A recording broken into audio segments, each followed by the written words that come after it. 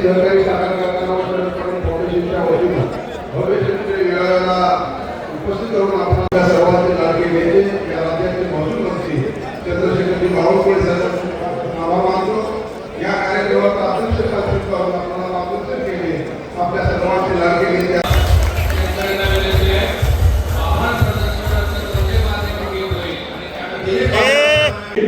आपण आवर्जून सत्कार करून या पूर्ण प्रक्रियेसाठी प्रोत्साहन देण्यात यावं अशी मी आदरणीय बावनकुळे साहेबांना विनंती करतो। हे कार्य केलं आहे हे राणा जगदीशसिंगचा सत्कार राणा जगदीशसिंगनी नाही म्हणाले, मी यांना म्हटलं नाही म्हणालो, पण यांनी भावना व्यक्त केली। या व्यक्तिमत्वाने या ठिकाणी आमच्या आई महालक्ष्मी जगदंबेला संपूर्ण जागतिक स्तरावर नेण्याचं कार्य देवेंद्रजींच्या नेतृत्वात केलं, असं राणाईचा सत्कार झाला पाहिजे। मी माननीय विनोद आणि सर्वांचं मनापासून अभिनंदन करतो। राणाजी आपल्याला खूप खूप शुभेच्छा देतो।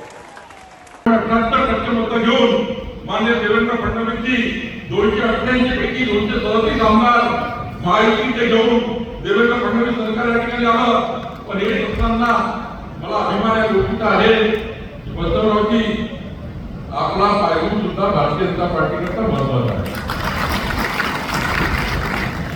आपला पायगुणी महत्वाचा आहे कारण आपण आल्यानंतर ज्या पद्धतीने आपण लोकसभा आणि विधानसभा निवडणुकीमध्ये ज्या पद्धतीने आणि मला गोष्टीचा आनंद आहे, अभिमान आहे की बसवराज पाटील ज्यावेळेस भारतीय जनता पार्टीत प्रवेश केला, जेव्हा माझ्याशी चर्चा केली अध्यक्ष म्हणून माननीय देवेंद्र फडणवीस साहेबांनी चर्चा केली, ते चर्चा करताना त्यांना विचारलं की बसवराज तुमची अपेक्षा काय आहे।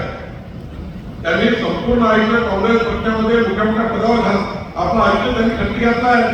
पण मला अभिमान या ठिकाणी आई पूजा नोंदीचा भावाच्या साक्षीने मी सांगतो, जेव्हा बसवराजीला मी विचारलं, बसवराजी सांगितलं मला भारतीय जनता पार्टीचा कार्यकर्ता म्हणून काम करायचं आहे, मला कुठलीही अपेक्षा नाही आहे, मला बीजेपीच्या नेतृत्वाचा विकसित भारत, देवेंद्रजीच्या नेतृत्वाचा विकसित महाराष्ट्र संकल्प आम्ही स्वीकारतो आहे आणि म्हणून मी भारतीय जनता पार्टीमध्ये प्रवेश करतो आहे।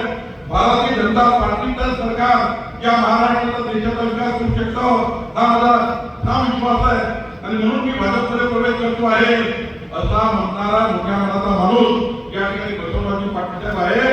आणि बसवराजी खरं तर आज तुम्ही मला त्यावेळेस संकल्प आपण सांगितलं होतं आणि मध्ये मात्र कार्यक्रमाची सांगता होणार आहे। सहकारी साखर कारखाना फाउंडेशनच्या वतीनं भव्य मेळाव्याला उपस्थित करून आपण